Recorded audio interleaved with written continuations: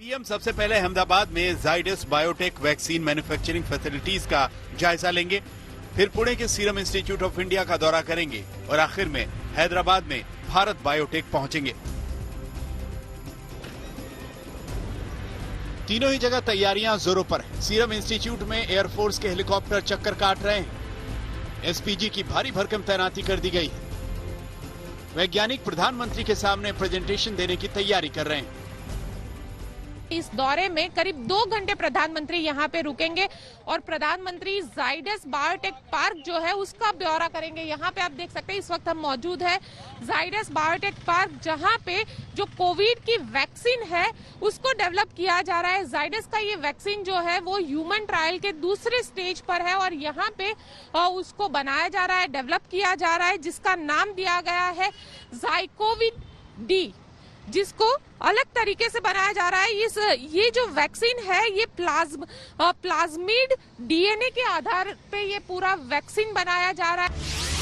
अहमदाबाद में भारत की स्वदेशी कोरोना वैक्सीन जाइकोव डी का ट्रायल चल रहा है। पुणे के सीरम इंस्टीट्यूट ऑफ इंडिया में ऑक्सफोर्ड की वैक्सीन कोविशील्ड का ट्रायल चल रहा है, जबकि हैदराबाद में भारत बायोटेक और आईसीएमआर मिलकर स्वदेशी कोवैक्सीन तैयार कर रहे हैं।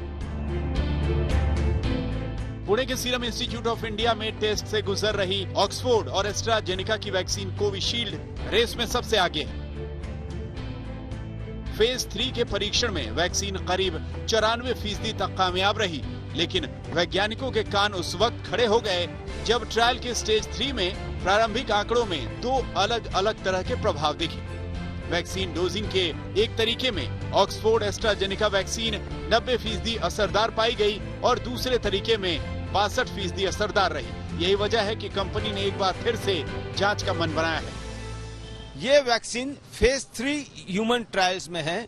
ये ट्रायल्स चर्चा का विषय बने हुए हैं और इसीलिए देश के प्रधानमंत्री वैक्सीन के उत्पादन का जायजा लेने सीरम इंस्टीट्यूट ऑफ इंडिया में आने वाले हैं। तकरीबन 1 घंटा प्रधानमंत्री इस इंस्टीट्यूट में रहेंगे, यहाँ के सीनियर साइंटिस्ट से मिलेंगे, कंपनी के सीईओ, चेयरमैन, इनसे भी मुलाकात होगी।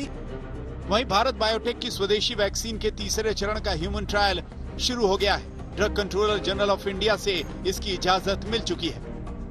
तीसरे चरण के परीक्षण में कोवैक्सीन की यह खुराक 18 साल या उससे ऊपर के करीब 28,500 लोगों को दी जाएगी।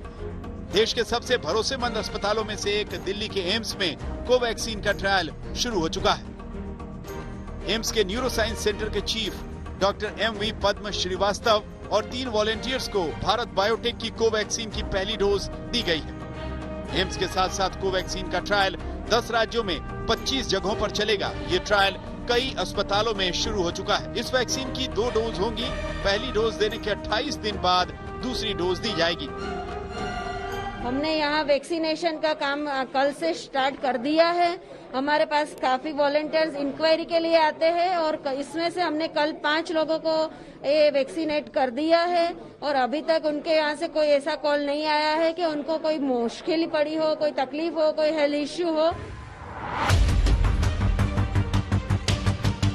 कुल मिलाकर भारत के वैज्ञानिक भी इतिहास रचने की दौड़ में हैं। कोरोना को मात देने वाली वैक्सीन की खोज अभी जारी है। ट्रायल भले ही आखिरी दौर में है, लेकिन आगे का रास्ता आसान नहीं है। पीएम मोदी की वैक्सीन यात्रा पर सबका फोकस रहेगा।